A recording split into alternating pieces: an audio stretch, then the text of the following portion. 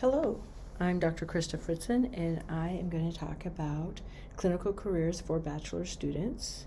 This is going to be a quick overview, but I want to kind of clarify the difference between clinical careers or opportunities compared to non-clinical, very briefly. Then I'll talk about some specific areas for clinical careers with a bachelor's degree in psychology.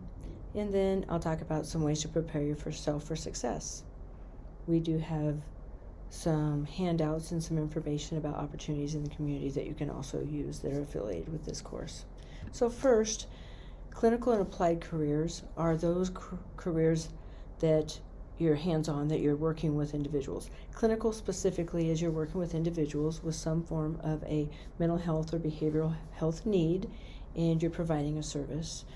And as a bachelor's degree, there are definitely some careers or work opportunities for you to do that.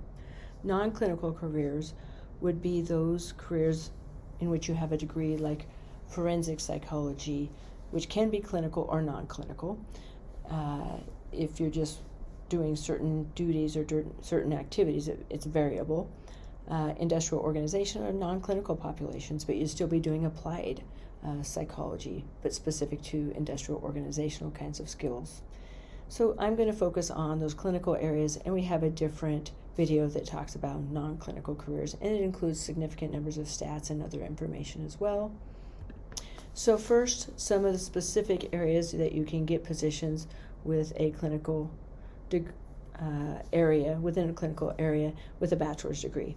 Acute mental health settings such as hospitals or behavioral health centers, they're sometimes called. Psychiatric technician or psychological tech are basically often used in inpatient or residential settings, and this is where an individual is going to provide basic services and making sure individuals get to groups. These are very short-term stays, so it's an interaction where you're basically not doing therapy, but you might just sit around and visit with patients and listen and encourage them, so you have some skills with working with them that you would use your behavioral health class information that you obtain as a bachelor's level student. Aftercare groups, so you could be involved with co-leading educational groups or groups with another professional within those settings, as well as case management and human resources, where you would be helping to connect these individuals with resources or therapeutic services following their inpatient stay. So as a bachelor's level career, you could do those kinds of activities and very much be interacting with clinical populations.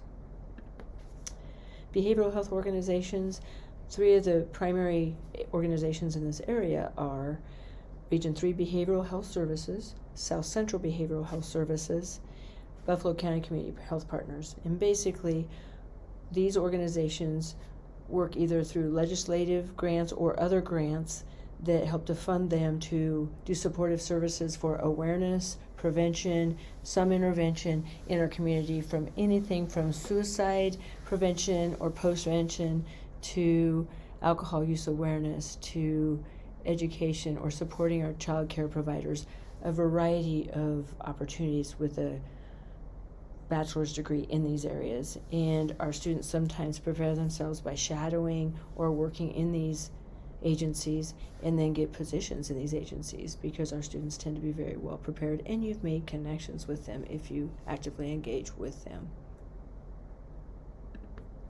Human service positions, things like being a caseworker. This is often through, like, say, Health and Human Services, or within an agency or a company that has their own system. So like a major hospital, even here in Kearney, we have CHI, Good Samaritan Hospital, or Kearney Regional Hospital, and they have caseworkers, and they often employ bachelor's level individuals to do much of that work to connect individuals with particular needs into community services.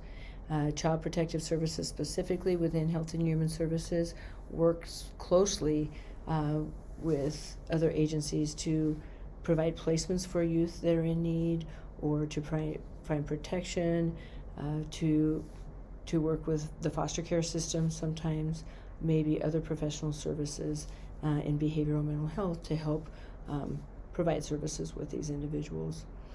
Agency on aging typically is involved with elderly or sometimes developmental disabilities, providing opportunities for individuals with certain needs to, again, connect them with local agencies or organizations, to provide services for them, to provide transportation, to interact and support them, become mentors, or hook them up with mentors, but you're working and coordinating with them directly. Criminal justice programs are often programs related to people who have been adjudicated or just ongoing calls.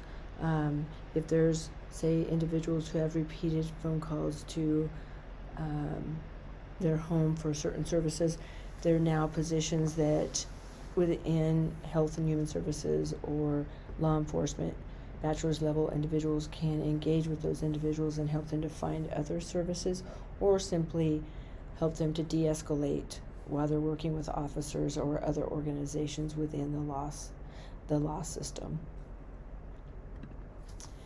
Some specific criminal justice positions. So we often have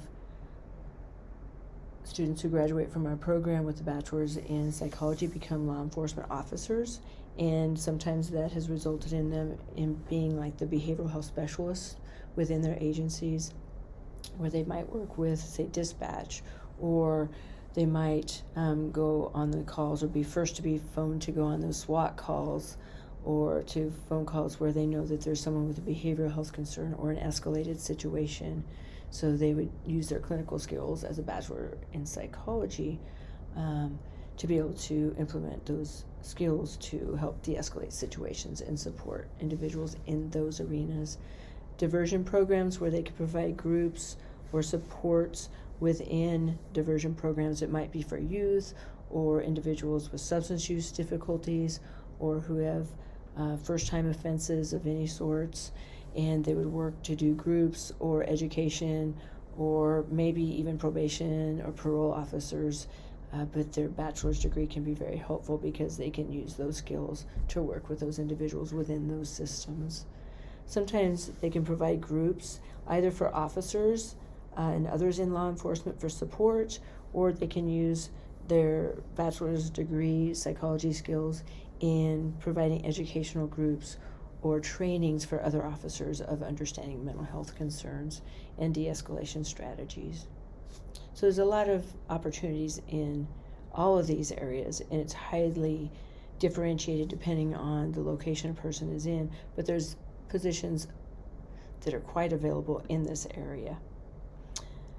Educational settings, so behavioral management areas where individuals in the school system may be identified who have difficulties with behavior, so you might go into the classroom and serve to create behavioral health programs for particular individuals, or for classrooms, or for those individuals with special needs, and then help to implement them as a bachelor's level employee.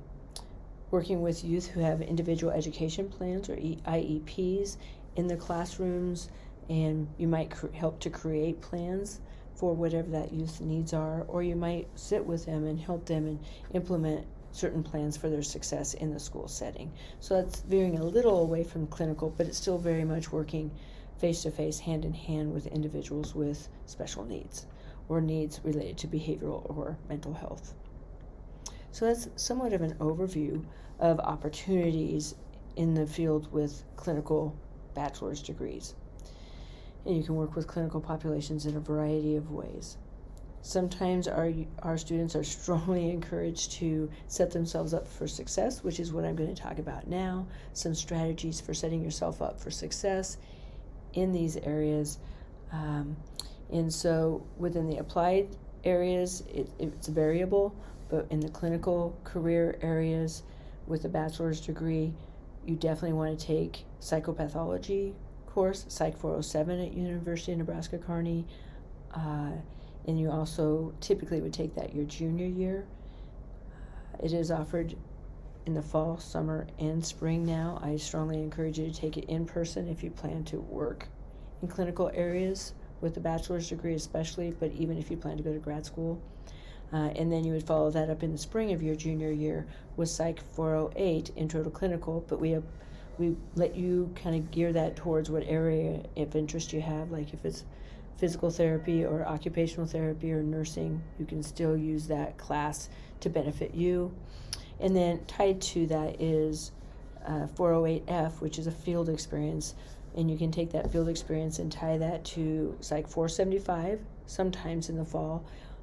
Definitely you can tie it to Psych 408, and so you would take 408, which is a 3-credit course, and then you'd also take 408F, which is a 1-credit hour course that meets on Mondays for 1 credit hour, and the schedule may vary sometimes, but typically Mondays for 1 credit hour, and then we would work together to create 3 consecutive hours where you would shadow or work in the community in some sort of behavioral health capacity. So that might be with the Spectrum Center for Autism and half the semester at Richard Young Behavioral Health Services, or it could be Boys Town in Grand Island, or Goodwill Services, maybe Kearney Public Schools shadowing a school psychologist. There's a variety of areas that we can do to give you some of that opportunity.